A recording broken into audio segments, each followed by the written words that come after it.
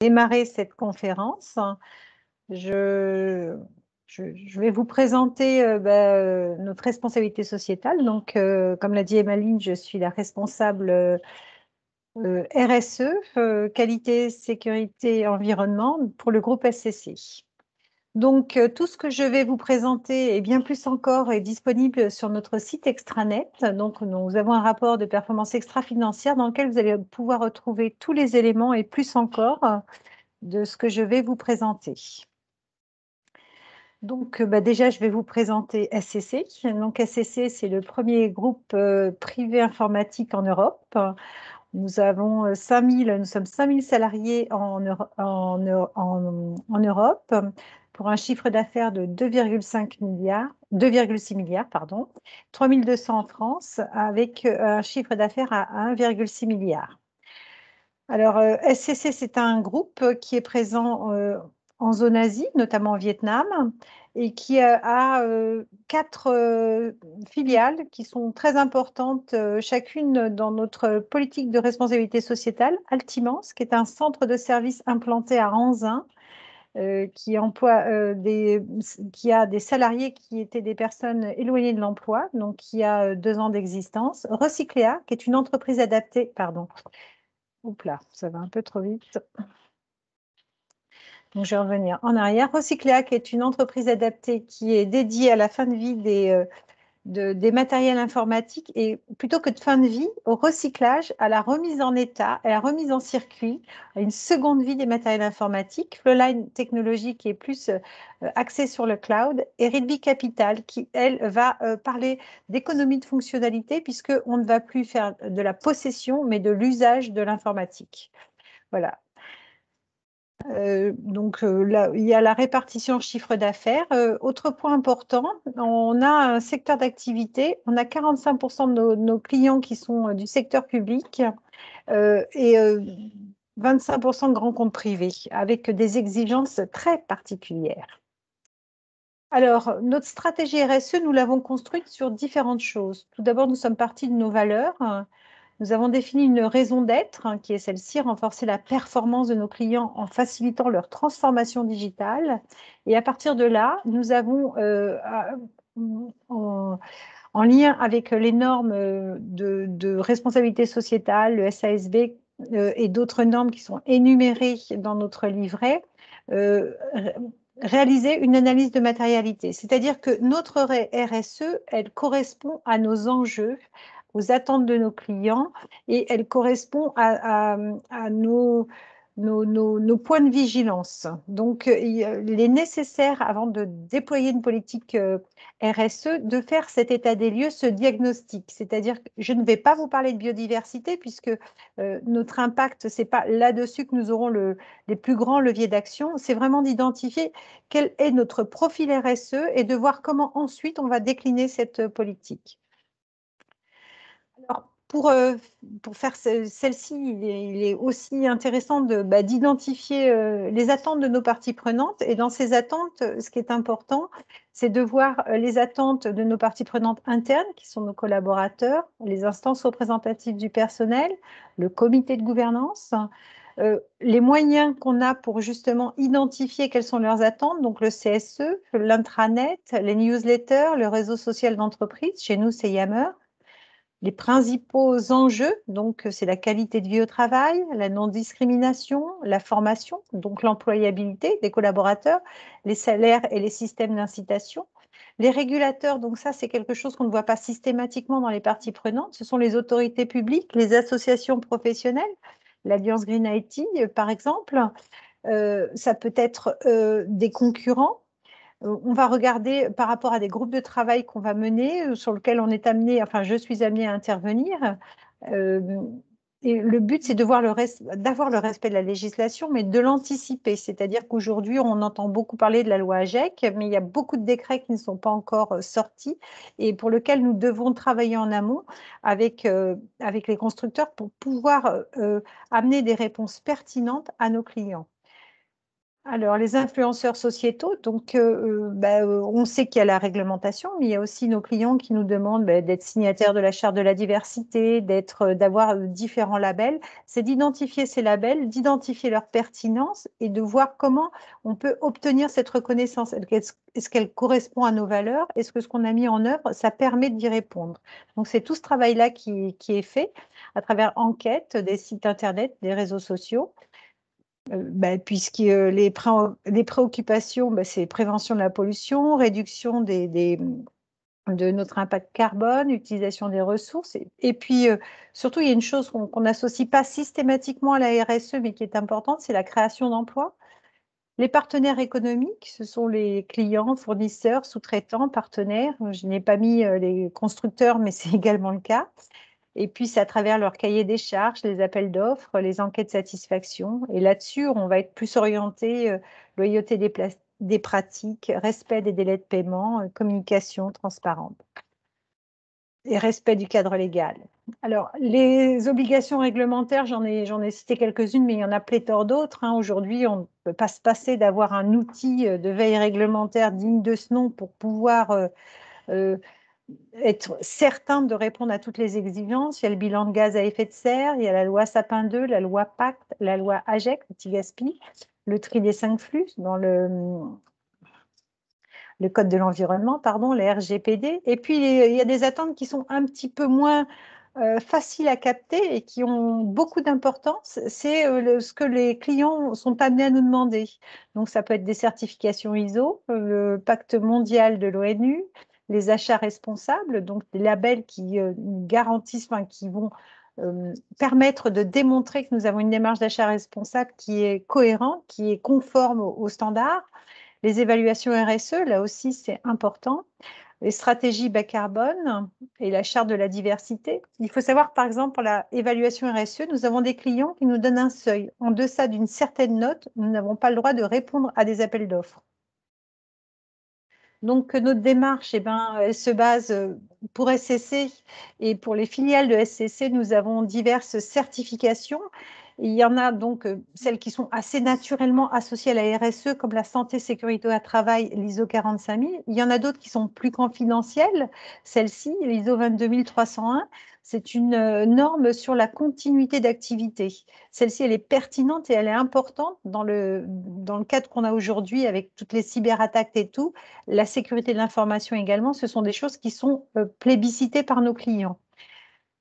La FAC 26000, c'est une évaluation sur le développement durable, sur la responsabilité sociétale. Donc, c'est une norme qui n'est pas certifiable. Il y a juste une évaluation qui peut être donnée par l'AFNOR que nous avons avec différents niveaux. En deçà d'un certain niveau, on n'a pas le droit de communiquer dessus. Celle-ci, c'est la petite dernière, je l'ai mise un petit peu en avance de phase parce qu'on aura le certificat en bonne et due forme d'ici une dizaine de jours. C'est le centre de contact client.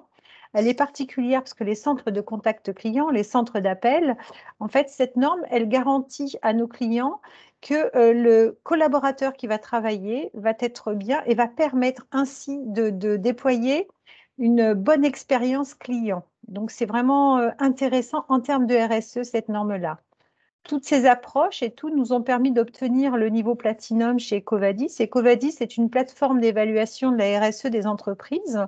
On doit fournir tous les ans des éléments factuels de preuve. Ils ne viennent pas auditer sur le terrain, c'est un audit qui est administratif.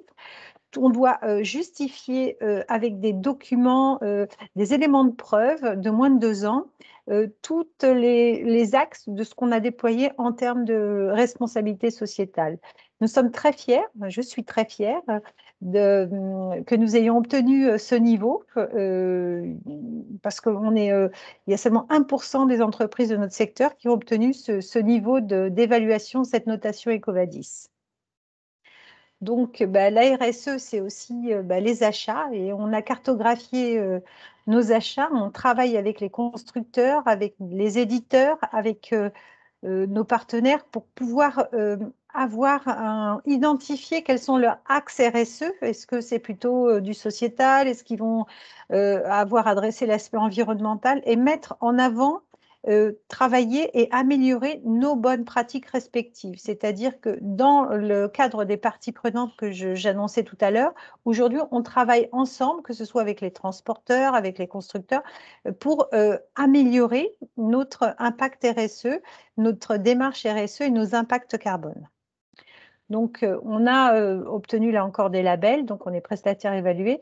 La charte relations fournisseurs responsables, nous sommes signataires. Nous travaillons actuellement pour obtenir un label. C'est une charte qui est portée par le ministère de l'économie et des finances et qui garantit aux fournisseurs, aux clients qu'on règle dans les délais, qu'on ne va pas faire traîner, qu'on ne va pas jouer avec la trésorerie. Et dans la crise qui nous préoccupe, ça a tout son sens. Voilà, donc pour résumer quelques points de responsabilité sociétale, donc en éthique et conformité, on a une charte éthique, un code anticorruption, on a un dispositif d'alerte, 88% de nos collaborateurs ont signé les engagements du collaborateur, on a nos certifications. En social, on a eu 2993 stagiaires formés en 2020, plus de 19 000 heures de formation dispensées. On a des accords de télétravail de droit à la déconnexion. On a signé la charte de la diversité. On a gagné plus de 20 points en 2 ans à l'index égalité hommes-femmes. Sur l'environnement, on a baissé de 8,5% les émissions de gaz à effet de serre entre 2017 et 2018, puisque le bilan de gaz à effet de serre, réglementairement, on le fait tous les 4 ans. Là, on travaille sur un bilan un petit peu plus élargi. Nous traitons donc la loi, enfin le code de l'environnement prévoit qu'on doit traiter, que l'on traite 5 flux de déchets. Nous, sur notre centre technique et logistique basé à Lieusaint, on traite et on recycle 13 flux de déchets. C'est un axe important de notre politique environnementale. L'économie de fonctionnalité que j'ai évoquée tout à l'heure avec le leasing as a service, ça permet à nos clients de pouvoir avoir l'utilisation de matériel sans avoir tout le cycle de vie, puisque nous, après, avec notre filiale recyclée, on va pouvoir donner une deuxième vie, on va pouvoir revaloriser tout ce matériel. Signataire de la charte relations fournisseurs responsables, on a fait l'étude de RSE de nos fournisseurs hardware. Alors, 75% ont adhéré au code de conduite RBA. C'est important parce qu'aujourd'hui, quand on distribue du matériel Microsoft, Apple, etc., on n'a pas la prétention d'aller auditer les usines en Chine parce qu'on n'a pas les moyens de le faire, on n'a pas les leviers d'action, on n'est pas assez gros pour pouvoir influer. Par contre, ce qu'on peut faire, c'est s'assurer qu'eux ont bien pris le point et qu'ils traitent correctement ce point auprès de leurs usines, de leurs sous-traitants, et que notre démarche d'achat responsable elle soit bien répercutée tout au long de la chaîne d'approvisionnement. Et puis, on a le développement économique local et on peut faire du mécénat de compétences et du mécénat. Les initiatives externes, donc j'ai contribué au baromètre des pratiques Green IT avec l'Alliance Green IT, avec le numérique durable, le livret qui est présent sur le site de l'Alliance Green IT. Donc, nous soutenons également le pacte mondial de l'ONU. Nous publions tous les ans quels sont les progrès que nous avons faits sur ce pacte. Nous sommes signataires de la charte de la diversité. Je participe aux travaux du Collège des directeurs du développement durable et depuis le début de l'année, nous sommes signataires de Planet Take Care, qui est une démarche initiée par le Syntec numérique pour l'amélioration, la réduction de l'empreinte carbone du numérique. Voilà, je vous remercie de votre attention. J'ai tenu les 15 minutes qui m'étaient dédiées et puis n'hésitez pas si vous avez des questions. Merci Patricia. Alors maintenant, on va laisser Thomas nous parler donc du Green IT. Emmaline, je pense que c'est plutôt moi qui. Ouais, c'est Christophe. Donc, ouais. Ah oui, excuse-moi Christophe, je me suis trompée dans l'ordre. Eh bien écoute, vas-y, je te laisse la main. Allez, on va faire comme ça. Hop.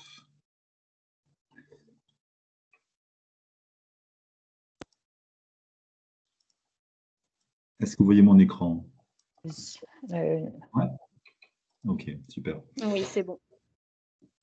Bon, ben, je suis ravi d'avoir été invité ce soir. Je suis ravi aussi de passer après Patricia parce que le Green IT, son grand copain, c'est dans une entreprise, hein, bien sûr, c'est la RSE. Parce que la RSE étant beaucoup plus large, mais c'est souvent les interlocuteurs RSE qui viennent toquer à la porte de la DSI pour leur demander, entre guillemets, des comptes, ou en tout cas de rentrer dans une démarche et d'avoir des KPI, des indicateurs Green IT.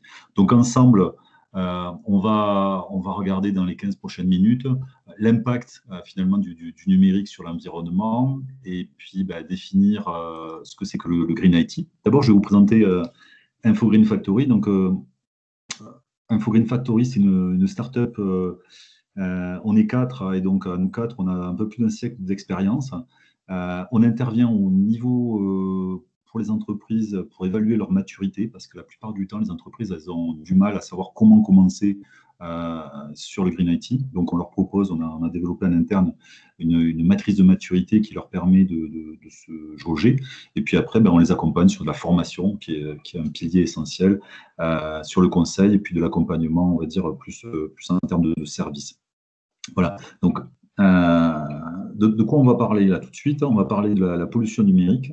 On va parler finalement du cycle de vie d'un appareil numérique, depuis sa fabrication jusqu'à sa fin de vie. On va définir ce que c'est que le Green IT et on va le différencier du numérique responsable et du Green by IT.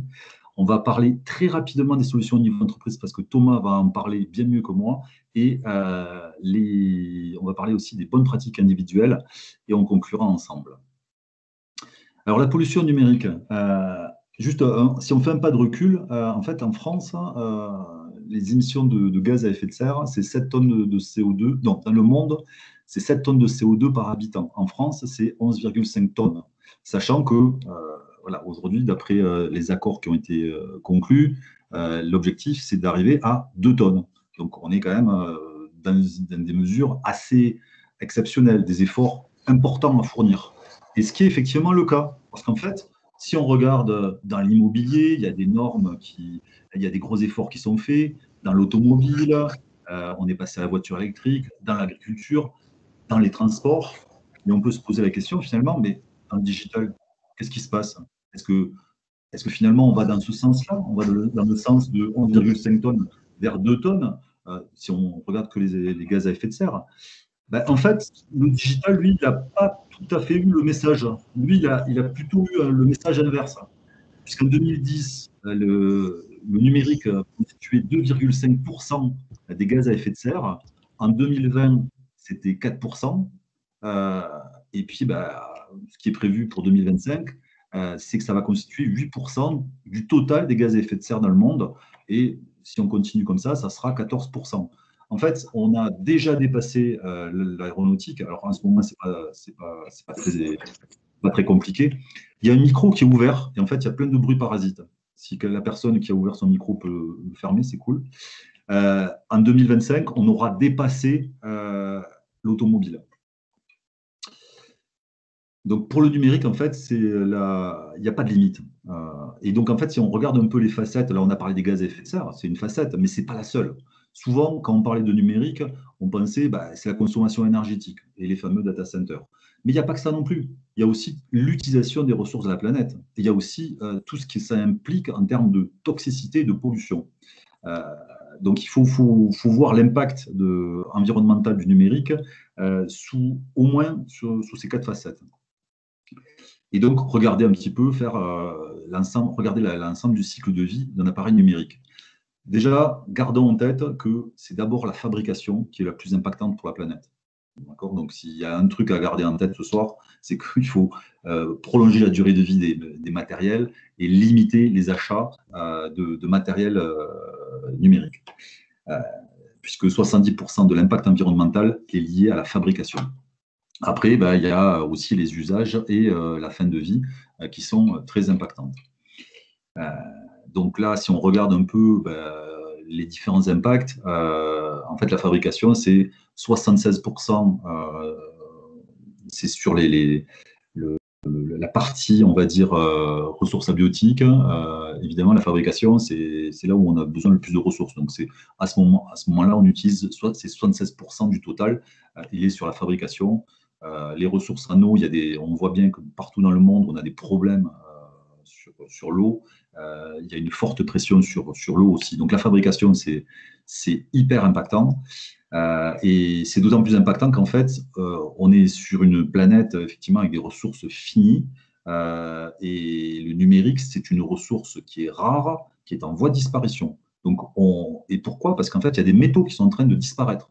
Et c'est ces mêmes métaux qui sont utilisés pour construire des scanners, pour le bien commun, en fait. Donc, là, je ne parle pas pour vos arrière-petits-enfants, hein, je parle pour vous, là.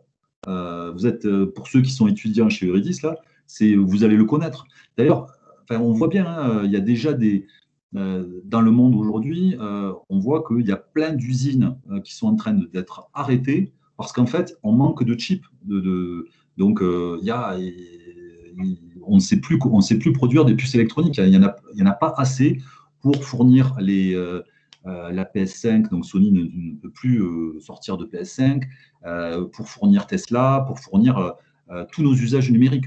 En fait, hein, on voit déjà qu'il y a des tensions sur les approvisionnements, mais ça va aller en crescendo. Et donc, du coup, il y a un vrai souci par rapport aux minerais. Et finalement, il n'y a pas d'arbitrage. Parce que, c'est vrai qu'on pourrait se dire, on pourrait faire des stocks de réserve pour des usages qui concernent le bien commun. En fait, aujourd'hui, on est dans un mode de consommation de masse, de surconsommation, et on utilise des matériaux qui sont pourtant des ressources rares et en voie de disparition, on les utilise malgré tout. Il n'y a pas de gestion high level, donc c'est pour ça que c'est important que vous soyez sensibilisés. Donc la fabrication, on est dans un contexte où, en plus avec l'arrivée de la 5G, on prédit que les objets connectés, donc les objets électroniques, ils vont être multipliés par 50 en 15 ans. Donc avec les conséquences qu'on peut imaginer. Le concept de sac à dos écologique, hein, c'est finalement, quand vous avez un PC, votre PC il fait 2 kg, en gros, il a fallu extraire 800 kg de matières premières, utiliser 240 kg de combustible fossile, 22 kg de produits chimiques et 1,5 tonnes d'eau. Hein, parce que les produits chimiques, en fait, on utilise des minerais, par exemple, typiquement les terres rares, qui ne sont pas du tout rares, mais en revanche, elles sont, parce qu'il y en a sur l'ensemble de la planète, mais en fait, il y en a très peu, elles sont fortement disséminées. Donc, il faut utiliser énormément de produits chimiques pour en extraire ne serait-ce qu'un demi-gramme. Voilà, donc ça, là aussi, il y a des catastrophes écologiques en cours. Donc là, on a parlé de la fabrication. Alors, on est toujours sur le cycle de vie. Il y a l'usage. L'usage, il est partout du numérique. Il y a une explosion. Et il est d'autant plus important qu'il est poussé par une société de surconsommation. Il est poussé aussi par des vocables qui sont fallacieux. C'est-à-dire qu'on parle de numérique dans les nuages, on parle donc le cloud, on parle d'immatériel, on parle de… Donc en fait, on se dit, non, ça n'a pas d'impact. Donc oui, ça a un impact, et ça a un impact énorme. Voilà, et donc en plus, il y a un problème d'effet rebond avec le numérique, hein, qui existe depuis toujours.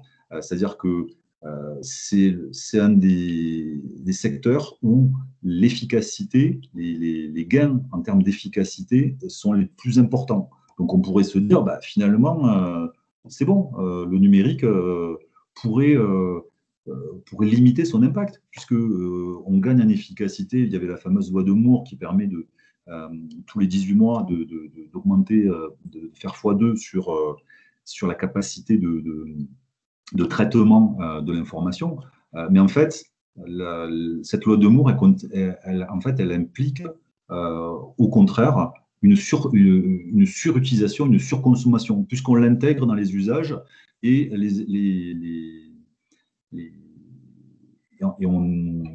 ça implique que puisque c'est moins cher, on en consomme plus. Voilà. Et en termes d'illustration, il y avait ce tweet là qui avait fait pas mal de fois le tour du monde il y a quelques temps. C'est en 69, avec 2 kilobits de RAM, on envoyait des hommes sur la Lune.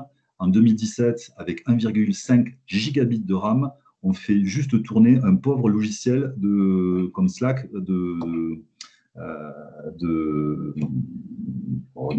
passez pas bon, enfin, vous connaissez Slack, d'échanges en direct. Donc, il y a aussi la fin de vie. On a parlé de la fabrication, on a parlé des usages. La fin de vie, c'est aussi une catastrophe, en fait. Dans le monde, 70% des déchets ne sont pas recyclés. C'est entre 70 et 80%. Donc, ça finit dans des décharges en Afrique. Sachant que la France est plutôt, on va dire, un bon élève sur la partie recyclage, puisque il y a Écologie qui fait un gros boulot pour récupérer les matériels, notamment au niveau des entreprises. Après, il y a quand même pas mal de circuits parallèles hein, où, via des mafias, il y a quand même encore même en France, hein, des circuits qui s'organisent via des organisations mafieuses. Mais le recyclage, il ne faut pas oublier que ça a un coût environnemental. Donc, ce n'est pas parce que c'est recyclé que c'est forcément l'idéal. Hein. Il vaut mieux prolonger la durée de vie et éviter de surconsommer que recycler. Parce qu'en fait, le recyclage, ça implique l'utilisation de produits chimiques, ça implique aussi il faut voir que dans les matériels qu'on utilise, il y a peut-être 60 minerais différents. Donc, il faut les séparer les uns des autres. Pour certains, ils vont perdre leur qualité intrinsèque qui fait que pourquoi on les utilise. En fait, hein, il y a des matériaux qui nous permettent d'avoir des écrans tactiles. Une fois que vous les avez recyclés, ce qu'on appelle downcycling, en fait, ils n'ont plus les mêmes propriétés. Okay, donc, et on ne peut plus les utiliser de la même façon. Voilà, donc aujourd'hui, il y a quand même un énorme scandale, c'est toute l'utilisation de pays poubelles, hein, notamment donc le Ghana est souvent montré en exergue, puisque c'est un pays où 100 000 personnes autour d'une immense décharge électronique travaillent et finalement gagnent leur vie. Alors le problème, c'est qu'il y a des enfants, qu'il y a énormément de fumée toxique. On considère que c'est un endroit qui est plus pollué que Tchernobyl, où il y a eu quand même une explosion nucléaire. Donc, c'est un peu la fin du monde, quoi. Voilà, donc ça, c'est pour la face cachée du numérique. Mais il y a des solutions, et les solutions, c'est le Green IT, notamment. Et puis, il y a d'autres concepts, comme le Green by IT, le numérique responsable. Alors, le Green IT, en fait, l'idée, c'est d'améliorer l'efficacité des composants informatiques. Okay, donc, on est sur une plus grande efficacité environnementale de l'informatique, faire en sorte de faire beaucoup avec moins. Le Green by IT, c'est mettre l'informatique au service de la transition écologique. Et ensuite, si on y rajoute toute la partie éthique et toute la partie inclusion, il faut voir qu'aujourd'hui, il y a à peu près 20% de la population en France qui est exclue du numérique, hein, pour des raisons X ou Y, qui n'a pas accès aux outils numériques. En termes d'éthique, bon, on a vu que, voilà, je pense que si vous regardez l'actualité, l'éthique et le numérique, ça fait, c'est pas toujours, ça va pas toujours de pair. Hein. Que ce soit en termes de site web ou du positionnement des grands acteurs du secteur. Alors, pourquoi se lancer dans le numérique? Et là, ça fait un parallèle avec la présentation de Patricia. Clairement, lancer une stratégie numérique responsable pour une entreprise, ça a un sens au niveau de la marque employeur. Parce qu'aujourd'hui, il y a quand même des générations, et notamment dans l'informatique, où c'est très compliqué de recruter et où aujourd'hui les développeurs, ils ont la possibilité de choisir, ils ont ce luxe de choisir leur employeur. Ils ont 10 propositions pour un job. Donc, aujourd'hui, être plutôt vert et avoir une démarche d'éco-conception sera clairement quelque chose qui va être, pour la génération qui arrive, qui va être un gros plus. Après, ça simplifie l'expérience utilisateur. Sécurité, et on a vu que la cybersécurité aujourd'hui, c'est plus qu'un raz-de-marée, c'est vraiment une top priorité. Et éco-conception et sécurité se rejoignent complètement. Ensuite, il y a un ROI, clairement, à pratiquer l'éco-conception. et le Green IT. Ça permet de garder ou accroître ses parts de marché. Patricia en parlait. Il y a énormément d'appels d'offres aujourd'hui qui sortent et de plus en plus où on demande où est-ce que vous en êtes en termes de sobriété numérique, quels sont vos KPI sur vos services cloud, le nombre de personnes qui sont formées à l'éco-conception. Voilà. Donc aujourd'hui, ceux qui ne vont pas sur le numérique responsable, ils prennent des risques par rapport à leur futur en termes de part de marché. Ça améliore la résilience de l'entreprise. On l'a vu aujourd'hui dans le monde, on ne sait plus. Les chips, il n'y en a plus. Il n'y en a plus à vendre. Si vous utilisez les dernières technologies, il y a des chances qu'à un moment donné, vous vous trouviez dans la situation de ne plus pouvoir faire tourner votre informatique. Donc, il faut d'ores et déjà penser à des solutions numériques qui soient résilientes. Et puis, comme la législation est en plein boom et qu'il y a beaucoup, au printemps, il y a beaucoup de choses qui vont être votées, il y a une douzaine de directives européennes qui concernent la transition écologique et qui ont un lien avec le numérique. Voilà, il se passe énormément de choses en termes de législation. Donc, au niveau des entreprises, je fais très rapidement parce que Thomas va vous en parler. Donc, les 5 R, refuse, reduce, repair, reuse, recycle, c'est aussi valable en entreprise comme pour les particuliers. Et en termes de bonnes pratiques, moi, ce que je voudrais vous encourager à faire, c'est donc d'appliquer la sobriété numérique avec les 5 R. Vous posez la question, effectivement, est-ce que, à titre personnel, je peux refuser finalement de changer mon smartphone ou de céder aux dernières chaussettes connectées, couverts connectés, bikini connectés, voilà. Est-ce que je peux réduire parce que peut-être que je ne peux pas me passer d'un PC, mais peut-être que je peux garder le mien un peu plus longtemps. Peut-être que je peux faire réparer parce qu'il y a tous les cafés qui se sont montés et il y a tous ces petits, ces nouveaux artisans du coin de la rue qui vous réparent votre smartphone, qui vous réparent votre PC et il y en a de plus en plus. Donc on est dans une logique vertueuse de faire durer les équipements. On est aussi dans la réutilisation, le reconditionnement, entre l'étape de j'utilise et je recycle, il y a l'idée de donner une deuxième, une troisième, une quatrième vie aux équipements. Donc, le reconditionnement, c'est essentiel. Il y a des sites particulièrement intéressants français qui recyclent du matériel français comme Cadaos, comme Smart en France, qui vraiment prennent du matériel en France et qui font tourner des usines en France et qui le remettent sur le marché français. Ensuite, il y a allonger la durée de vie des équipements, stocker vos données en local. Le cloud, ce n'est pas la réponse à tout, loin de là. Soyez vigilants sur les OS, les applications que vous utilisez, que vous développez. Débranchez votre box, même votre portefeuille, vous allez gagner entre 30 et 50 € par an si elle est débranchée la nuit. Préférez le Wi-Fi à la 4G. C'est 23 fois plus efficace au niveau environnement, le Wi-Fi, que la 4G. Et créer des sites web éco-conçus. Donc, des fois, on n'a pas le choix, mais il y a quand même beaucoup de situations où il y a quand même du Wi-Fi à proximité. Il y a des choses qu'on ne peut plus accepter, ou que la génération qui arrive ne peut plus accepter. C'est le vocabulaire, un peu c'est la pensée magique. Avec la technologie, on va tout résoudre. Okay, ça fait 40 ans qu'on sait qu'il faut faire une transition écologique et qu'on nous serine que la technologie, on va y arriver, tout ça. Non, ça ne marche pas. Oui, il y a des choses qui vont bien, mais aujourd'hui, faut peut-être arrêter de penser que la réponse, elle viendra uniquement de la technologie. Il va falloir aussi changer, bouger. Ce qu'on ne peut plus accepter, c'est la non prise en compte de l'effet rebond. Lancer une technologie et dire on verra bien, non, on ne va pas voir, on va d'abord étudier. Parce qu'en fait, la 5G, on sait très bien que ça va donner une explosion, une gabegie de ressources. Donc, il faudrait peut-être se poser la question avant, se dire est-ce qu'il faut vraiment, pour qui, dans quel contexte on le lance? Ce qu'on ne peut plus accepter non plus, c'est le phénomène d'obésiciel. Aujourd'hui, Microsoft, avec son pack Office qui est passé en 20 ans, moi, j'utilisais il y a 20 ans le pack Office et je n'ai pas vu de grande révolution. Pour autant, le poids du pack Office a été multiplié par 171.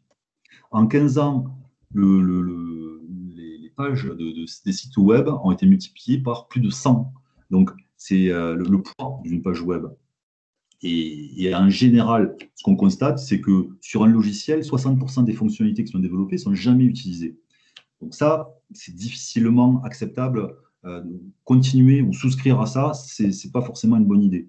L'obsolescence programmée, là, heureusement qu'il y a des gens comme Hop, Halte à l'obsolescence programmée, qui font un boulot extraordinaire pour justement mettre à l'amende tous ceux, typiquement comme Apple, comme...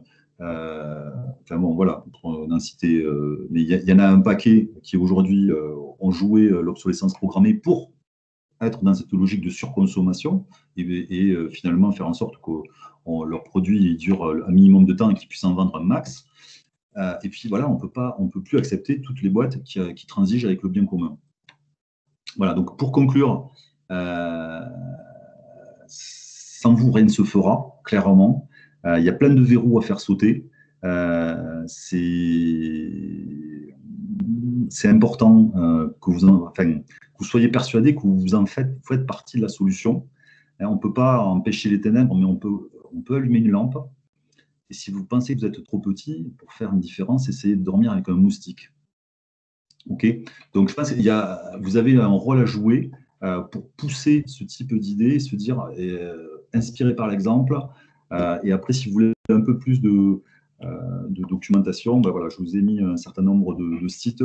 Verdamano, par exemple, c'est hyper simple pour rentrer dedans, c'est très bien illustré. Et après, voilà, vous avez le site de la GIT, vous avez le site de Green IT, de l'INR, d'EcoInfo, qui font un travail formidable.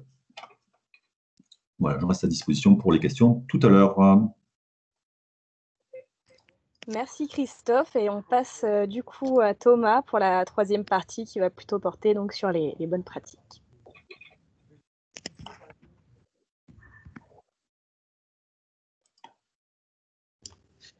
Oui, est-ce que vous m'entendez? Est-ce que vous me voyez? Oui Thomas, on t'entend et on te voit, On c'est t'entend parfait. très bien. Très bien. Merci à nouveau à Eurydice pour l'organisation de cette conférence et merci Christophe et Patricia donc, qui ont dégrossi le sujet de la RSE et du Green IT. Donc j'ai vu une question passer dans le chat qui concernait qu'est-ce qu'il en est au niveau des professionnels aujourd'hui, quel est l'état de maturité. Et justement, c'est le sujet de ma présentation. En fait, je vais vous parler à la fois du niveau de maturité des professionnels sur ce sujet du Green IT, du numérique responsable, et des bonnes pratiques qu'on peut appliquer à travers différentes thématiques. Donc en fait, pour faire ça, je m'appuie sur un livrable qu'on a co-créé avec les membres de l'AGIT, qui est le baromètre des pratiques Green IT. Donc c'est une enquête de maturité qu'on réalise depuis 2015 et qu'on met en place tous les 2 ans. Donc en fait, l'objectif de cette enquête, il est double. Pour nous, l'Alliance Green IT, ça va être de mesurer le niveau de maturité des entreprises, des professionnels. Et puis pour les entreprises, ça va être à travers le jeu de questions qui est posé. Donc il y a une centaine de questions qui est posée tout au long du questionnaire. Ça va être de connaître les bonnes pratiques à mettre en place et voir où elles peuvent s'améliorer et qu'est-ce qu'il faut mettre en place pour s'améliorer. Donc là, aujourd'hui, pour le format d'intervention qui va être de 15-20 minutes, je vais vous faire une présentation très succincte du baromètre.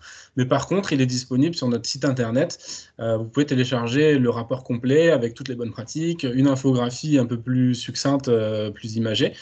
Mais voilà, tout ça est disponible de manière complète et gratuite sur notre site web, donc sur le site de l'Alliance Green IT. Très rapidement, je vais, avant de vous présenter les bonnes pratiques et le niveau de maturité, je vais vous présenter rapidement le dispositif. En fait, l'enquête 2020 a réuni 667 réponses et donc elle a été réalisée à partir de 2 outils, donc un questionnaire en ligne qui a récolté 367 résultats. Donc là, les entreprises étaient libres, les répondants étaient libres de répondre à l'enquête, donc elles pouvaient s'y prendre à plusieurs fois, aller consulter les personnes au sein de l'entreprise qui avaient les réponses sur les différentes thématiques. Donc 367 réponses via ce questionnaire en ligne. Et ensuite, on est passé par l'Institut de sondage OpinionWay qui a réalisé 2 enquêtes téléphoniques. Et donc, on a eu 300 réponses sur ces enquêtes téléphoniques. Et en fait, le mix des deux, l'enquête en ligne et la campagne téléphonique, a fait que on arrive à un résultat complet avec plus de 660 réponses représentatives au niveau national. Voilà. Sur ce baromètre-là, il y a 8 thématiques qui sont étudiées, donc que vous voyez à l'écran: les infrastructures informatiques, le data center, les impressions, la fin de vie, les achats, la gouvernance, les postes de travail et les applications. Ce que je vais faire durant cette présentation, c'est que je vais vous présenter rapidement quelques indicateurs clés par thématique, quelques bonnes pratiques par thématique, et ensuite la conclusion générale de ce qu'on a pensé une fois qu'on a réalisé et étudié les réponses à l'enquête. La prochaine, c'est voilà, là vous avez une très courte slide sur la répartition des répondants. Donc ça, c'est la répartition brute des personnes qui ont répondu à l'enquête en fonction du nombre de salariés, du secteur d'activité et du chiffre d'affaires de l'entreprise. Ce qu'il est important de noter par rapport à ce baromètre, c'est qu'en France, plus de 76% des entreprises n'ont aucun salarié. Celles-là, on les a pas adressées, on n'a pas pu les adresser parce que voilà, 76% d'entreprises, il y a plus de 4 millions d'entreprises en France, c'est énorme. Quand il n'y a pas de salariés, on est plus sur ce que Christophe disait, sur la bonne pratique individuelle à mettre en place. C'est souvent des entreprises, l'auto-entrepreneur ou le peintre en bâtiment qui va travailler avec un ordinateur pour faire ses factures. Enfin voilà, là c'est plus de l'ordre des bonnes pratiques individuelles. Ensuite, il y a 99% des entreprises en France qui ont moins de 50 salariés. Et pourtant, ces 99% d'entreprises représentent la moitié des emplois en France, ce qui fait que le reste, les 1% d'emplois restants est concentré dans le reste des emplois restants est concentré dans le 1% des entreprises de plus de 50 salariés.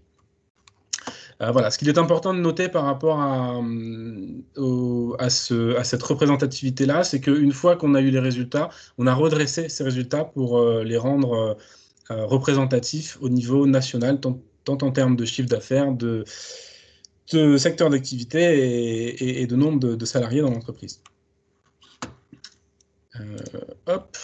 Donc je passe tout de suite à la première thématique qu'on a étudiée, qui sont les infrastructures informatiques. Là-dessus, ce qui est intéressant de noter, c'est qu'on ne progresse pas vraiment au fil des années, au fil des enquêtes qu'on a pu réaliser. En fait, on constate qu'une entreprise sur deux ne connaît pas le volume de données qu'elle a, qui est présente au sein de l'entreprise. Et ça, c'est hyper important quand on veut mettre en place une démarche Green IT. La première étape, c'est de se mesurer. Et donc, c'est important de savoir si on travaille avec quelques gigas ou plusieurs téraoctets de données. Les actions à mettre en place ne seront pas les mêmes. Donc voilà, ça c'est un point qui est capital sur cette thématique-là. La bonne pratique, c'est de connaître déjà ce qu'on a, ce qu'on possède, ce qui est présent au sein de l'entreprise, une liste d'équipements présents au sein de l'entreprise et le nombre de données qu'on peut avoir. Ce qui est intéressant de noter néanmoins sur cette thématique, c'est que quand on dit une entreprise sur deux ne connaît pas son espace de stockage, en fait, c'est vrai dans la majorité des cas pour la majorité des entreprises. Néanmoins, pour celles qui ont nommé un responsable Green IT, donc une personne qui est en charge de ce sujet au sein de l'entreprise, qui n'est pas forcément un professionnel du Green IT, mais simplement qui suit le sujet au sein de l'entreprise, qui suit les actions qui ont été définies et leur mise en place, on observe que 85% de ces entreprises-là connaissent l'espace de stockage et les données, la volumétrie de données qui est présente dans l'entreprise. Donc voilà, et ça va être une tendance qu'on va retrouver au fil de l'enquête, c'est que les entreprises qui ont nommé un référent Green IT, un responsable Green IT, sont beaucoup plus matures que les autres entreprises. Un autre élément sur cette thématique-là, et ça rejoint ce que disait Christophe sur la fabrication, la fin de vie des équipements, c'est qu'il faut retenir les serveurs sur cette thématique. Dans les entreprises qui n'ont pas nommé de responsable Green IT, les serveurs ont en général une durée de vie de 3 ans. Et dans les entreprises qui ont nommé un responsable Green IT, on est plus sur une tendance de 5 ans d'utilisation pour un serveur. Donc là, quand on parle d'allongement de durée de vie, une fois qu'on a nommé quelqu'un pour vérifier ce paramètre-là, on constate que la durée de vie des équipements est un peu plus longue. Voilà, je vous mets des slides que je passe parce que voilà, c'est plus pour vous donner un élément de contexte si jamais vous avez les slides qui vous sont diffusés après. Pareil, je ne commande pas tous les chiffres non plus, mais tout est présent dans le rapport et commenté dans le rapport du baromètre.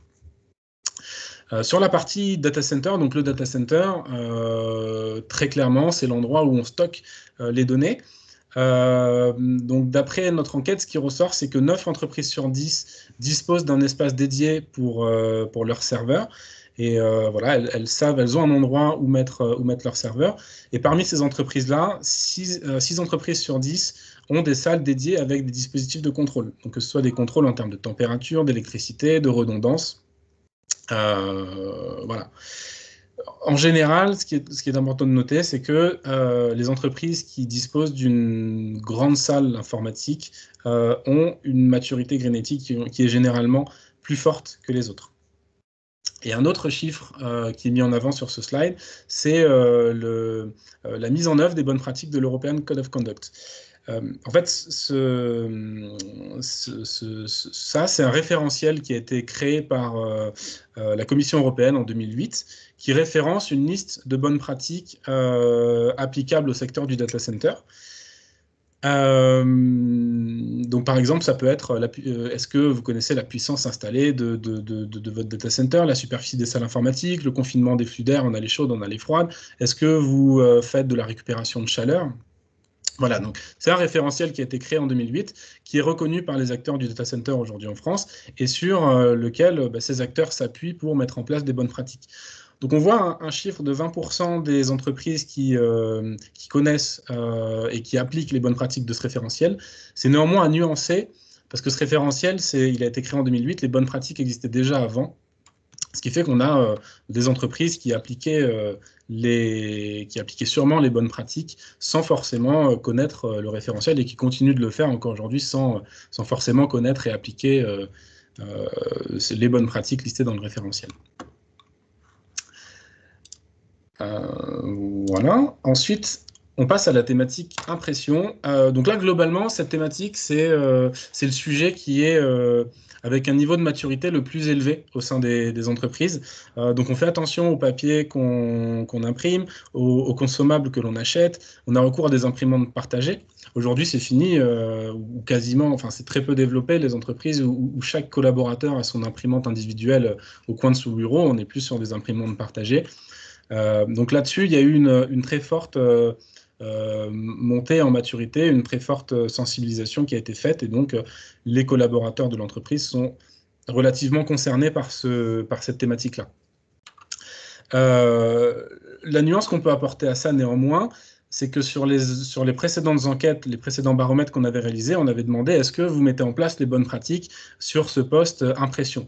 Et là, les entreprises nous disaient bah oui, nous on met en place les bonnes pratiques, on sait ce qu'il faut faire, donc on le fait très bien. Et là, sur cette édition 2020, on a voulu aller un peu plus loin dans la démarche. Et on a voulu être un peu plus... Ça te dérange là, oui. Tu veux que je mette mes écouteurs? On a voulu être un peu plus concret et savoir ce que les entreprises faisaient précisément.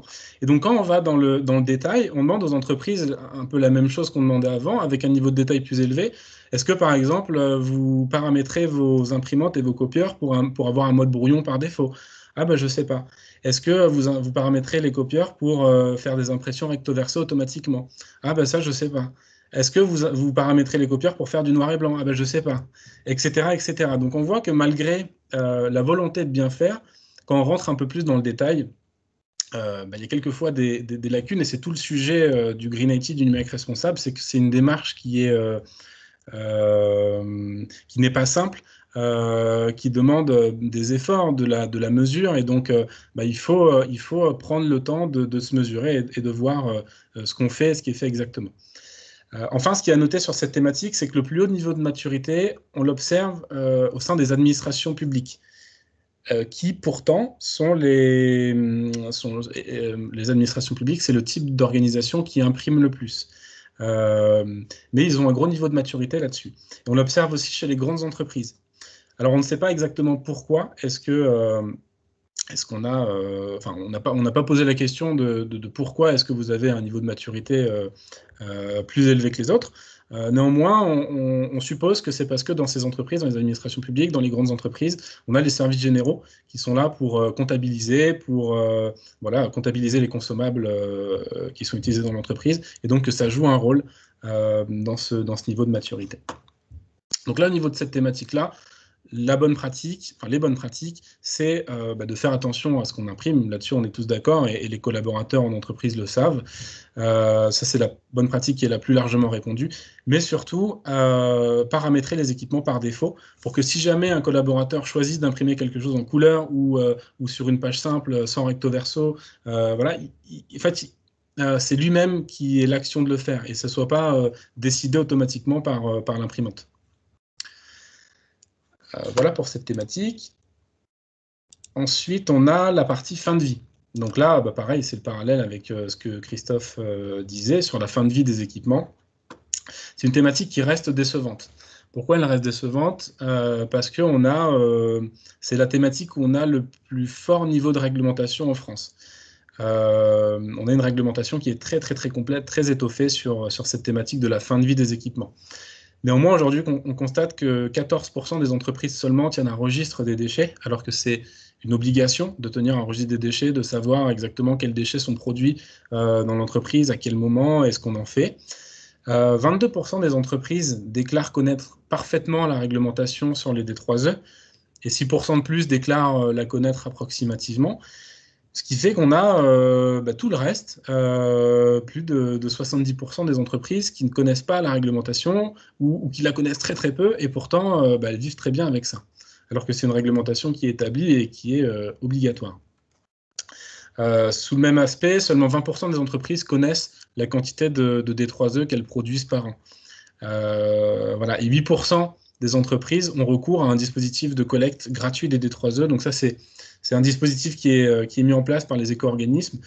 Dans les entreprises qui ont plus de 500 kg de D3E, ces entreprises-là ont la possibilité de les faire enlever gratuitement. Voilà, il ne faut surtout pas s'en priver, et on voit qu'il n'y a que 8% d'entreprises, de répondants, parmi celles qui sont éligibles à ce dispositif, qui l'utilisent réellement.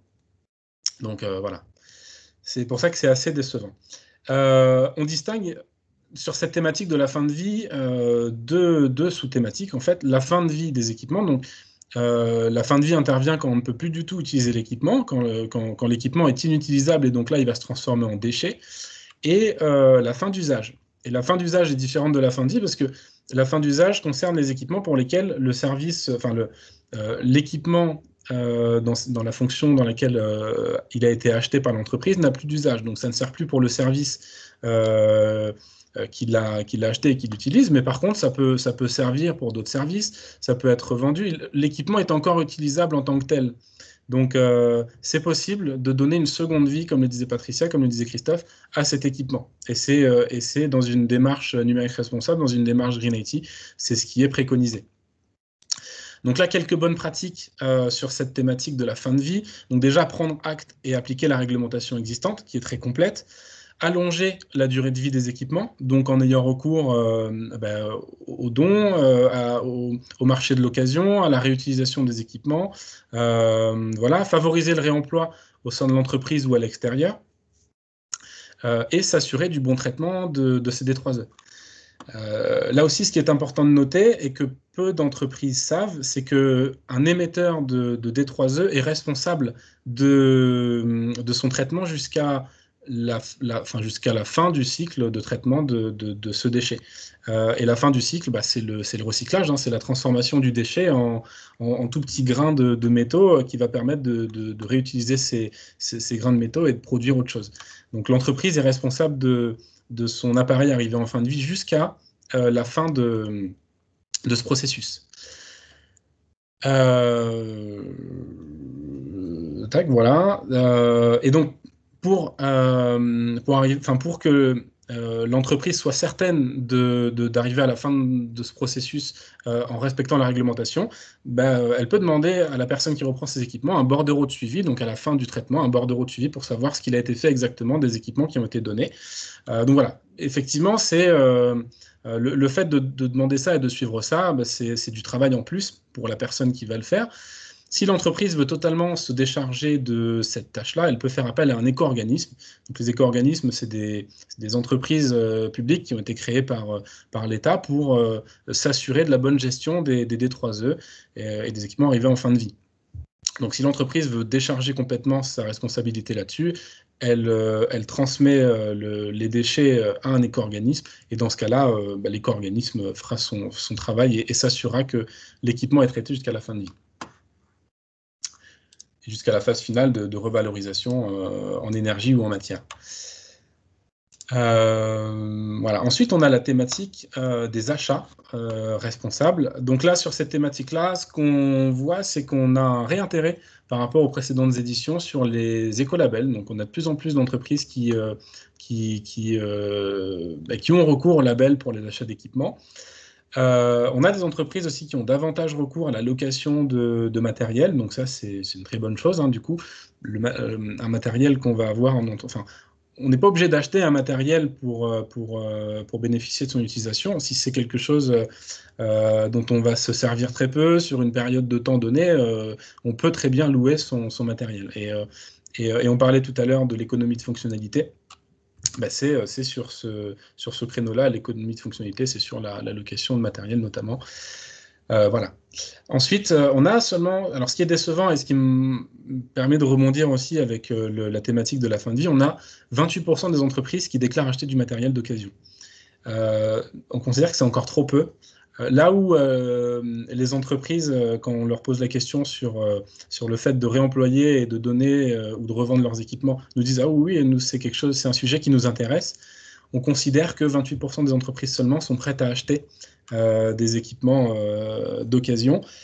Et donc là, voilà, si on veut qu'un marché se développe, il faut qu'il y ait un marché local qui se développe. Il faut à la fois qu'il y ait des entreprises qui donnent et à la fois des entreprises qui reçoivent. Donc c'est une bonne pratique qu'on aimerait bien voir augmenter dans les futures éditions du baromètre.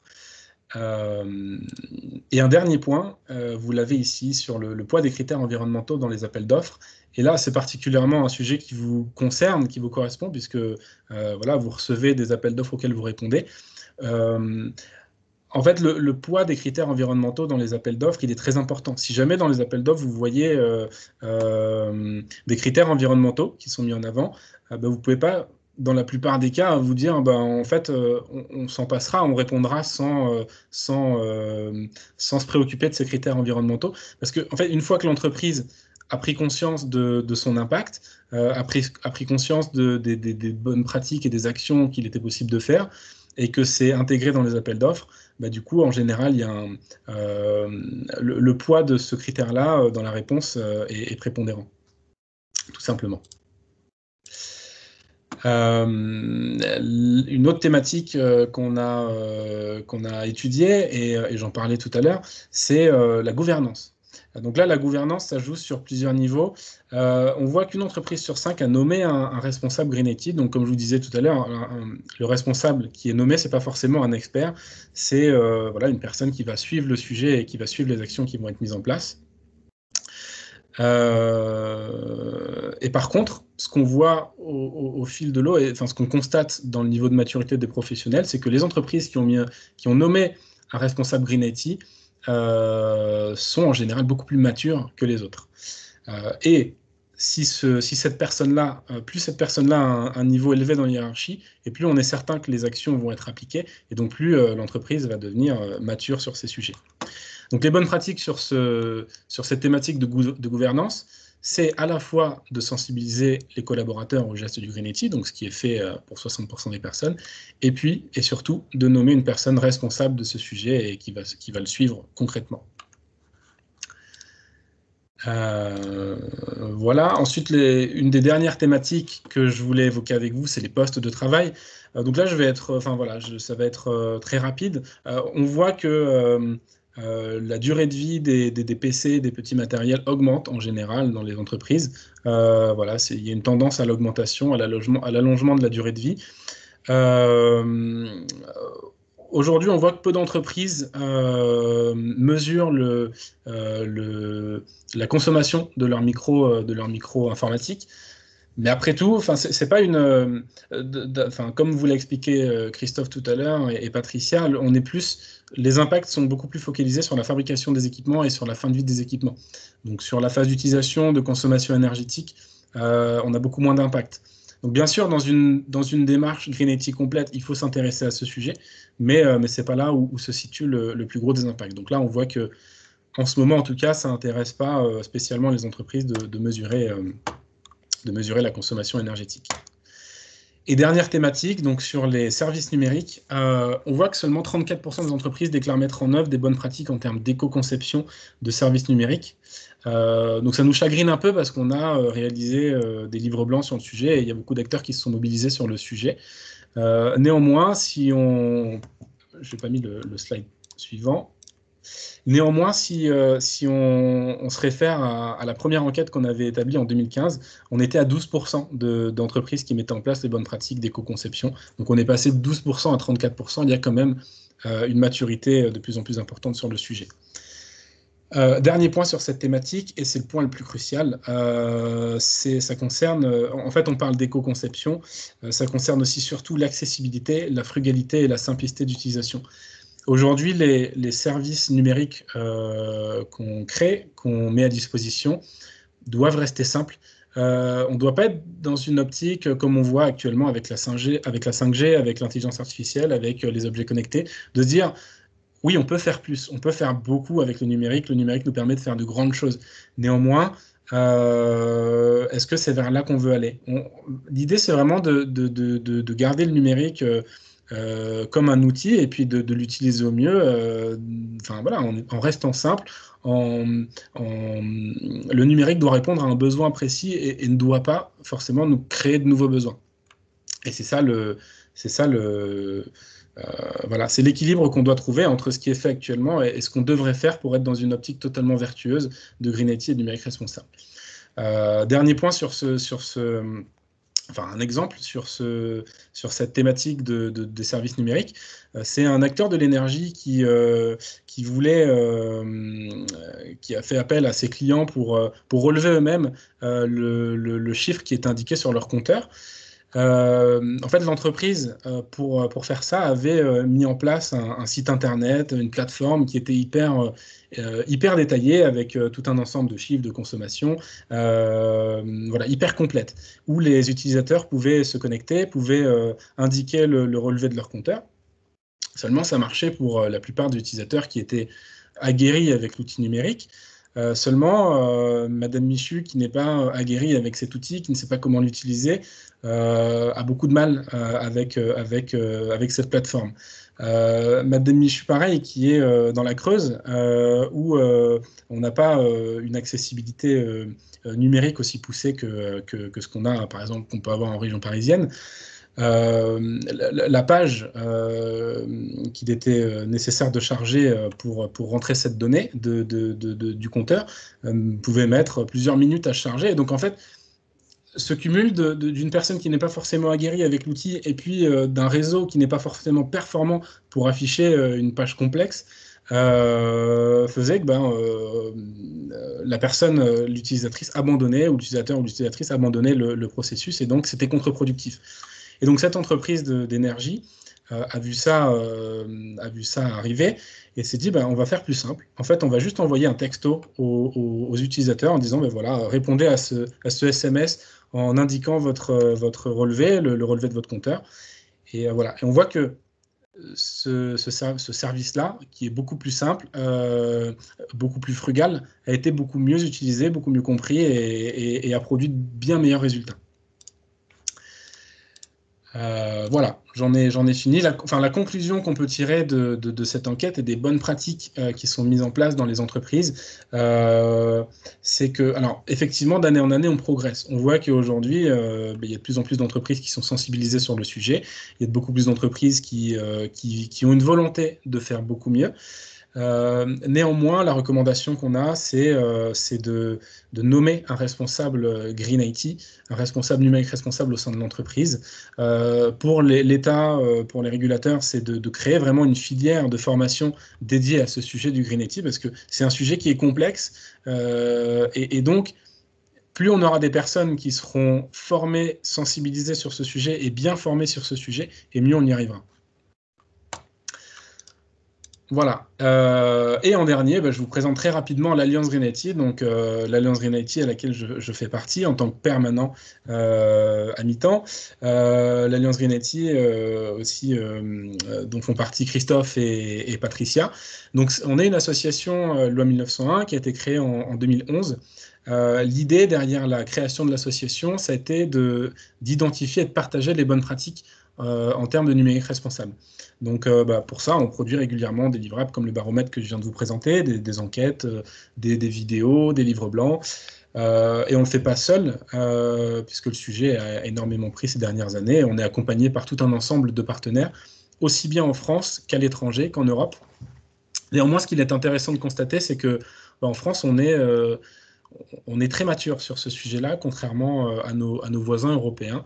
On voit que le questionnaire, le baromètre, on a essayé de le diffuser en Europe cette année. On a obtenu en France, donc comme je vous le disais, 670 réponses.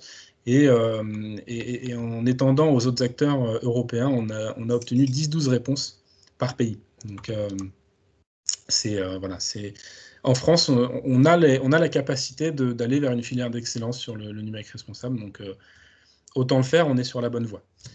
Et l'objectif, c'est de fédérer les acteurs, c'est d'évangéliser et puis de permettre aux entreprises de s'engager sur ce sujet du Green IT et du numérique responsable. Voilà pour ma présentation. Et donc, vous pouvez télécharger ce rapport, l'infographie et ainsi que tous les documents qu'on publie et qu'on partage gratuitement sur le site internet. Merci à tous. Super, merci Thomas. On va pouvoir passer à la restitution des questions et pour ça, je vais laisser la parole à mon collègue Alban. Yes. Merci beaucoup pour cette présentation en tout cas. Donc, je vais reprendre les questions dans l'ordre d'apparition. Donc, il y a Monsieur Pierre Xirac qui nous a demandé, donc bonjour, conseillez-vous également vos clients sur l'approche RSE? Donc, ça, on avait vu avec Patricia, je crois. Et si oui, le faites-vous sur l'empreinte carbone? Alors, oui, on conseille nos clients sur l'empreinte RSE. La difficulté qu'on a sur l'empreinte carbone, c'est de trouver des outils qui permettent de calculer cette empreinte carbone globalement. On peut avoir des empreintes carbone pour certains outils, pour certains services, mais aujourd'hui, ce qu'on n'a pas, c'est quelque chose qui soit générique. En fait, ce que le client nous demande, c'est d'avoir une empreinte carbone pour l'ensemble de son système numérique, de son environnement numérique. La complexité est là. D'accord, merci. Alors, je vais passer à la question suivante, si c'est OK. Alors, comment convaincre un collègue, donc c'est Marc qui nous demande ça, qui n'a pas du tout idée de l'impact de l'IT en quelques phrases à la pause café? C'est un conseil pratique.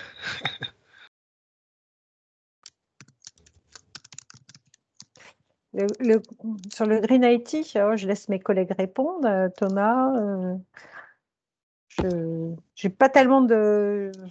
Ouais, par lui payer le café, je ne vois pas tellement. Non, c'est un bon argument peut-être déjà. Non, comment convaincre? Avec des chiffres qui sont parlants, comme Christophe l'expliquait tout à l'heure. Il y a des chiffres qui sont parlants, notamment sur la fabrication et sur la fin de vie des équipements, la toxicité des équipements qu'on va... Enfin voilà, on va... Pour créer un téléphone, un ordinateur, un serveur, enfin tout équipement numérique, on va aller puiser des métaux précieux dans les sols. Voilà, on va créer on va traiter ces métaux pour en faire des alliages, pour pouvoir créer nos outils. Et donc, en fait, c'est une industrie qui est très, très polluante. Donc, voilà, il y a des chiffres qui existent sur le sujet.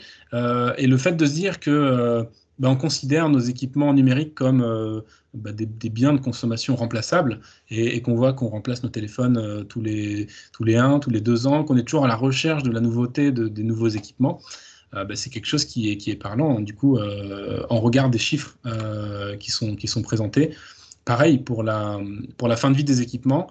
En France, on a une filière qui est aujourd'hui dédiée pour créer la fin de vie des équipements, mais on constate que néanmoins, il y a des équipements qui partent à l'étranger et qui se retrouvent hors de contrôle une fois que les équipements sortent de France, une fois que, voilà... alors, peu importe, ça peut être des équipements qui sont arrivés en fin de vie ou des équipements qu'on souhaite réemployer, qui sont encore utilisables. En fait, il n'y a pas de bon ou de mauvais choix, mais la chose qu'il faut se dire, c'est qu'une fois que ça sort de France, du territoire national, on n'a plus de visibilité sur ce qu'il advient de ces équipements.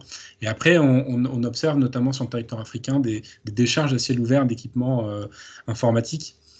Et c'est terrible, il y a des reportages là-dessus qui illustrent tout ça. Donc voilà, peut-être pointer le Oui, les collaborateur océans de vers ces déchets reportages. aussi, enfin le continent, je crois aussi, un continent de déchets là, dont on parlait. Très bien. Bah écoutez, pour ma part, j'essaierai en tout cas cette approche-là au café la prochaine fois. Je vous en dirai des nouvelles. Alors, je vais passer à la prochaine question. C'est Esteban Granger qui nous demande quel élément déclencheur vous a donné envie de vous engager dans ce combat? Est-ce qu'il y a un élément particulier, une prise de conscience? Ouais, enfin, je vais répondre. En fait, la particularité que j'ai, c'est que j'étais à votre place il y a quelques années. J'ai été étudiant au sein de Redis dans une entreprise qui vendait qui vend toujours des équipements de stockage. Et en fait, j'avais déjà avant cette conscience environnementale. Et donc, je savais que je voulais me tourner vers un peu, plus ou moins vers l'écologie, vers l'environnement pour mon choix de carrière. Et en fait, l'entreprise dans laquelle j'étais avait un discours simple, c'est les équipements qu'on produit consomment moins d'énergie, donc sont beaucoup plus vertueux que les équipements que vous avez vendus il y a 1 an, il y a 2 ans, il y a 3 ans. Donc, en fait, vendez toujours plus de matériel, d'équipements, et vous allez voir que en fait, les nouveaux équipements sont plus vertueux d'un point de vue environnemental. J'adhérais pas forcément à ce discours. Et voilà. Et en fait, c'est ce qui m'a donné envie de me dire, en fait, le numérique, ça peut pas être que ça. On peut pas avoir ce discours de façade et juste s'en tenir à ce discours. Et donc, je me suis dit, je vais me diriger vers ceux qui prétendent connaître, ceux qui prétendent faire des actions, donc l'Alliance Greenity. Et voilà comment je me suis orienté vers ce sujet. Ok, super.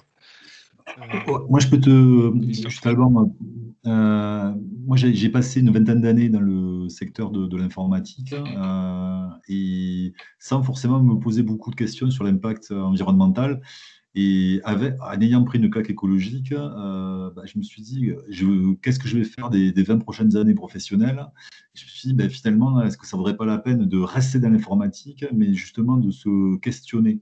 Et donc, quand j'avais commencé à me questionner sur mes usages de tous les jours, éviter de manger de la viande, éviter de prendre l'avion, patati patata, mais j'ai commencé à me questionner sur le numérique. Je me suis aperçu qu'en fait, il y avait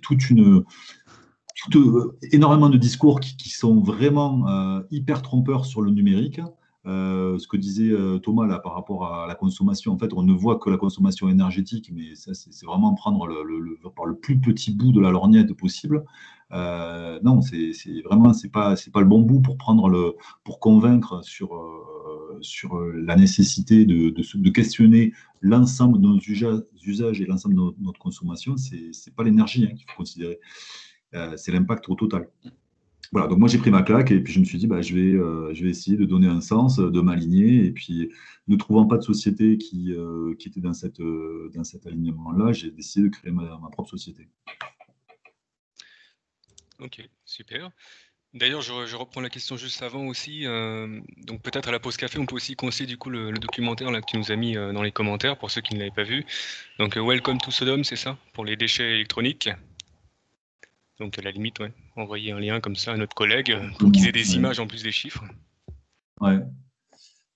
Ouais, après c'est se questionner, mais se dire c'est pas le recyclage, c'est une hérésie, c'est pas quelque chose, ça n'a pas vraiment de sens sur du long terme. Ce qui a du sens, c'est de limiter c'est la sobriété en termes de consommation numérique. Yes. Alors, je vais passer à la question suivante. Donc, c'est Valérie qui nous disait: bonsoir, pouvez-vous expliquer ce qu'est la sobriété numérique? Je démarre et je vous laisserai rebondir. La sobriété, c'est le fait justement de se questionner, de limiter nos usages et nos consommations en matière de numérique. Et quand on fait du développement, c'est limiter, c'est améliorer l'efficacité environnementale des développements. donc des développements sobres, c'est avoir c'est ce qu'on appelle le sustainability by design. C'est d'emblée, on construit quelque chose qui a pour vocation à être éco-responsable. D'accord. Oui, j'ai pas de choses à, non, j'ai pas de choses à ajouter. Enfin, ouais, vraiment, l'objectif, c'est toujours, comme je disais tout à l'heure, c'est de rester simple, de permettre de répondre à un usage et de ne pas être dans une optique de parce qu'on peut faire mieux, on le fait, mais vraiment, à quel besoin on a envie de répondre et quelle est la manière la plus simple et la plus frugale de le faire. Et c'est ça, en fait, la sobriété numérique. Elle est l'essentiel, quoi. C'est ça. Alors, une question de Lucille. Alors, quel est le niveau de maturité du secteur professionnel aujourd'hui en matière de Green IT? C'est une question qui avait été posée avant mon intervention. Et du coup, alors j'espère y avoir répondu à travers la présentation du baromètre. Alors aujourd'hui, pour compléter, on observe un gros niveau de maturité dans les grandes entreprises. Voilà, qui ont des services dédiés, qui ont des personnes dédiées à cette thématique. Donc, ils font partie soit du département RSE, de la DSI. Voilà, on constate généralement un plus grand niveau de maturité. Et depuis le début de la crise sanitaire, on constate un boom du sujet. Le numérique responsable, le Green IT, ça a vraiment évolué et on a de plus en plus de prise de conscience de la part des entreprises.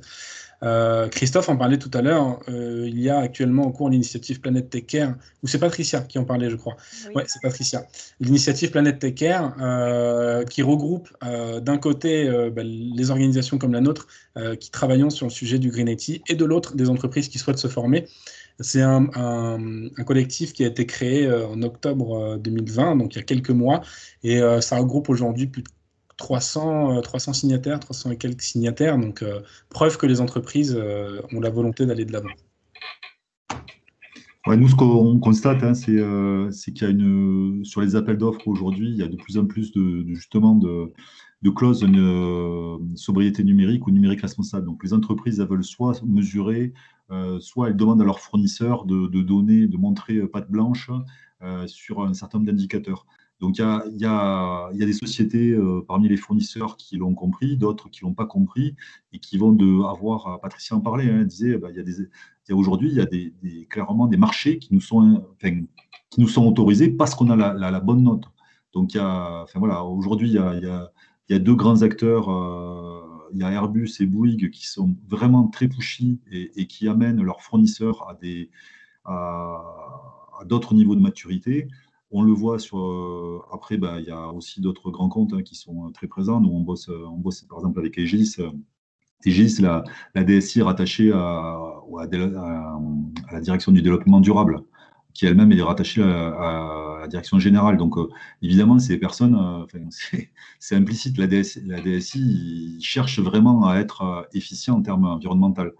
Maintenant, on voit aussi dans le domaine du public, il y a de plus en plus d'appels d'offres qui concernent le numérique responsable. Donc, ce que je trouve bien côté Euridis, c'est qu'à partir de l'an prochain, il y aura pour les masters des cours de Green IT qui vous permettront de vous positionner par rapport à tous ces appels d'offres qui sortent et de façon à être capable d'y répondre.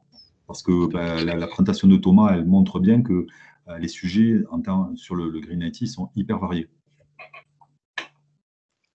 Tout à fait, oui. Super. Alors, je vais passer à la question de Mélanie, donc, qui nous disait donc des défenseurs du Green IT s'offusquent lorsqu'on utilise les réseaux sociaux, comme LinkedIn par exemple, pour alerter le plus grand nombre. Qu'en dites-vous? Ne faut-il pas combattre le feu par le feu? En fait, là-dessus, c'est pas l'outil qui est en soi vertueux ou pas vertueux. Si on utilise LinkedIn pour poster des messages et du texte, quelques images de temps en temps, pour essayer de sensibiliser, dans ce cas-là, c'est très bien.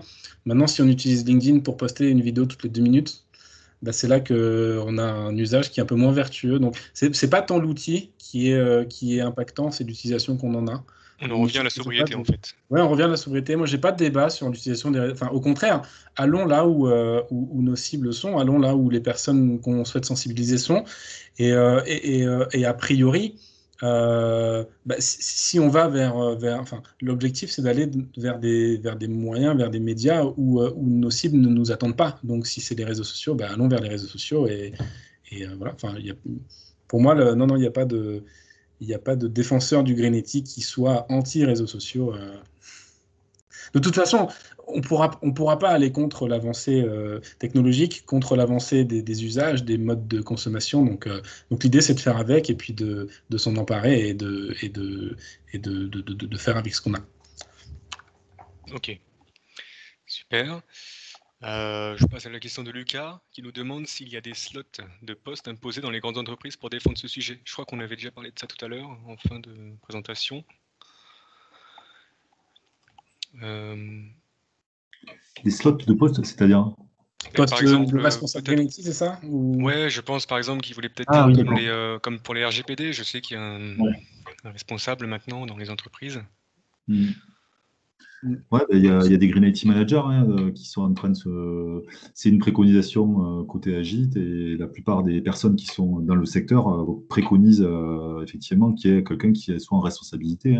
Donc en fonction de la taille, ça va être plus ou moins important, mais c'est quelqu'un qui va être un référent, qui va permettre effectivement de mesurer en termes l'impact, qui va permettre de regarder au niveau achat, qui va aussi être le référent sur les équipes de développement.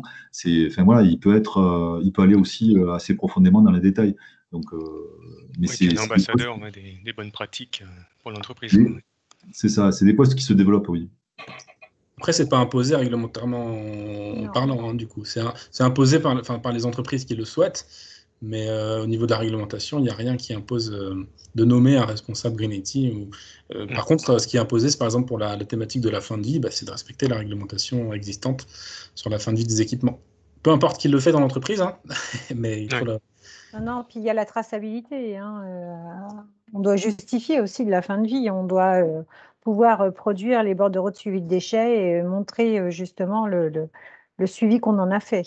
Ça, c'est une obligation. D'accord. Oui, donc il y a quand même de l'encadrement oui, législatif. Super. Alors j'ai la question de... oui. Juste Christophe, question. Quand tu reçois un appel d'offres et qu'on te demande est-ce que vous avez un responsable Green IT ou un Green IT manager et que tu dis non, tu ne marques pas des points. Voilà, c'est tout. Clairement, c'est que tu n'as pas compris le sujet, quoi. Et que donc, du coup, toutes tes réponses, elles vont être teintées de ça. Donc, tu vas te coltiner ton erreur sur tout le. Et après, il y a beaucoup de. Aujourd'hui, ceux qui sont très en avance et qui poussent leurs fournisseurs, clairement, ils réservent des parts de marché à ceux, aux 50% qui sont au-dessus de la moyenne.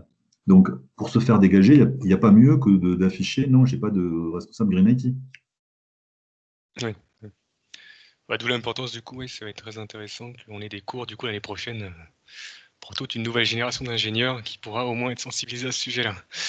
Super. Alors je vais passer à la question suivante d'Yvette. Savez-vous quel est le poids de l'aide accordée par le gouvernement, donc le ministère de l'écologie par exemple, dans ce combat? Là, c'est un petit peu difficile parce qu'il y a, moi, peut-être que Thomas, vous connaissez des aides. Moi, je vois des aides en fait sur des programmes de réduction carbone. Après, ça va pas être sur le numérique responsable en tant que tel, mais ça va être sur le poids carbone de l'entreprise. Et c'est en fonction du bilan carbone de chaque entreprise de voir où sont les leviers d'action. Le baromètre Green IT, là-dessus, je trouve qu'il aide bien parce qu'on a un bilan carbone. Il faut savoir que le bilan de gaz à effet de serre, c'est quelque chose qui est obligatoire. On doit le faire sur ses usages, etc. Et ensuite, on doit adresser les secteurs les plus impactants. Aujourd'hui, c'est pas un secteur qui apparaît en tant que tel sur le bilan de gaz à effet de serre. C'est-à-dire qu'on va avoir les consommations électriques, mais on n'a pas un poste sur le numérique qui pourrait aider en fait à détecter le poids que ça a et à mettre en place des leviers.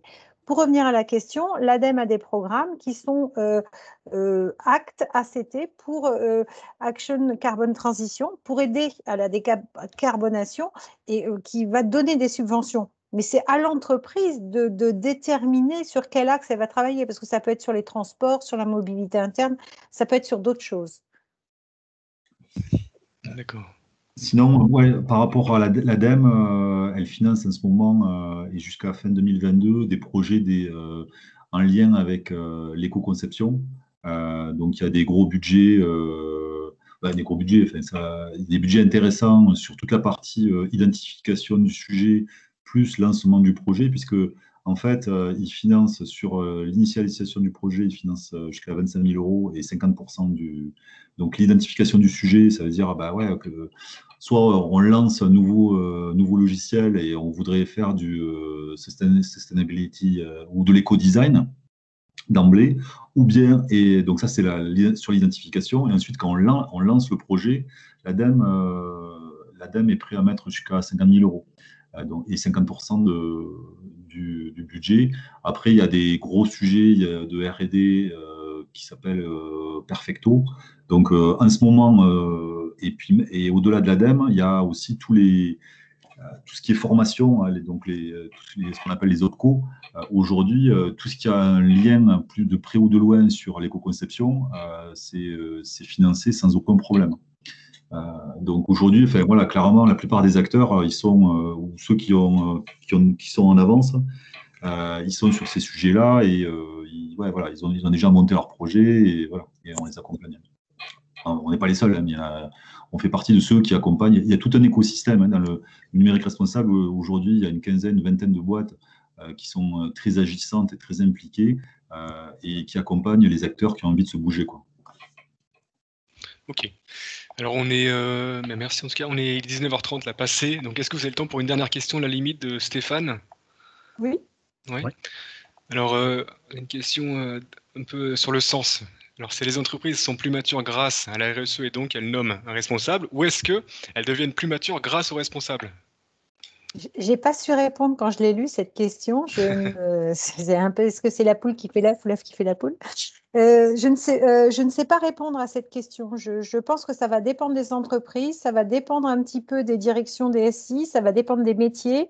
Et je ne suis pas certaine qu'il y ait une réponse générique. Enfin, moi, je n'en vois pas.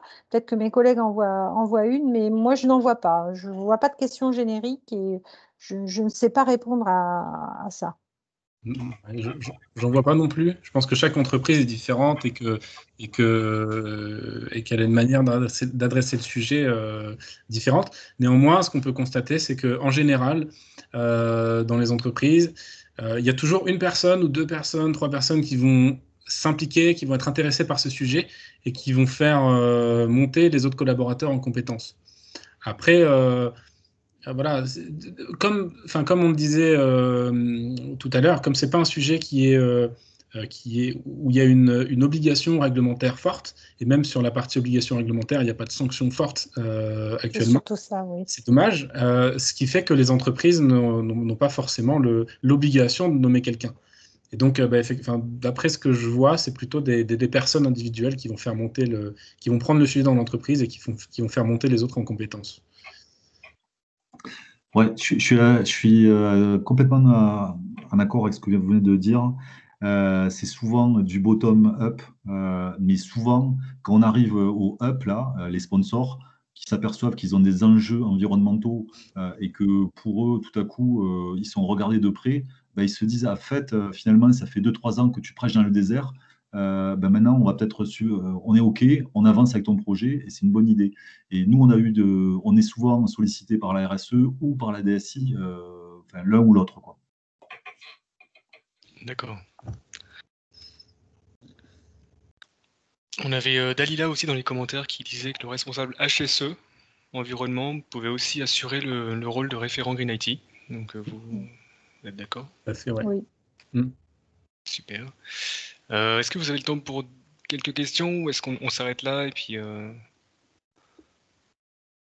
Est-ce qu'il y en a? Il y en a? Ah oui, il y en a. Je vois une main levée, moi. Ah bah à la limite, ouais, je sais pas si la Je personne sais qui pas lève la main veut c'est quelqu'un intervenir. qui demande la parole. Oui, monsieur Chirac, on vous écoute. Si vous m'entendez, j'ai unmuté mon micro. Vous m'entendez, non? Ouais, Oui, super. oui, oui. Ouais. Alors moi, je ne suis pas de l'école, hein. Je Je suis dans une société de prestation de services et un grand groupe multinational. Et je voulais répondre, enfin, je voulais pas répondre. Je voulais apporter un commentaire supplémentaire à la question précédente sur est-ce que l'œuf, qui de l'œuf ou de la poule est venu en premier. Moi, j'ai remarqué un truc parce que je suis assez concerné par le sujet du RSE, mais d'un point de vue environnemental parce que je dirige pas mal de data centers. Un point qui permet de faire bouger les choses, et notamment quand on adresse la direction de l'entreprise, c'est les coûts, c'est l'aspect financier. Et à chaque fois qu'on adresse le sujet du RSE, alors, il y a une histoire d'image, donc c'est vrai qu'ils aiment bien parce que montrer qu'on est green, montrer qu'on est RSE, c'est très bien. Mais en plus, si on montre qu'ils vont faire des économies de coûts, c'est un impact assez important. Et ça, c'est à mon avis un levier important pour faire basculer les entreprises vers cette démarche-là. Et j'en profite avant de clore mon commentaire pour vous dire un grand merci parce que vos interventions sont vraiment remarquables et très intéressantes. Voilà, c'est tout ce que je voulais dire. Merci. Merci beaucoup. C'est vrai que l'aspect coût, on ne l'a pas abordé ici, mais c'est vraiment un levier d'action. Si on peut démontrer les gains qu'on va faire en ayant plus de sobriété, en ayant une démarche plus durable, de toute façon, c'est quelque chose que la direction entend bien et cautionne.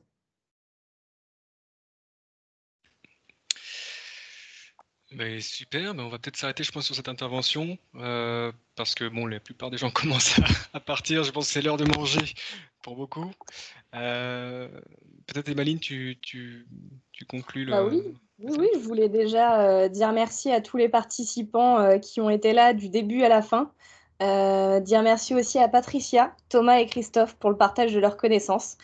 C'était super intéressant, on a appris beaucoup de choses. Et on espère aussi que cette table ronde du Green IT vous aura plu. Et nous vous souhaitons à tous une bonne soirée. Merci à tous. Merci à vous, bonne soirée. Au revoir. Bonne soirée, merci encore. Au revoir. Merci.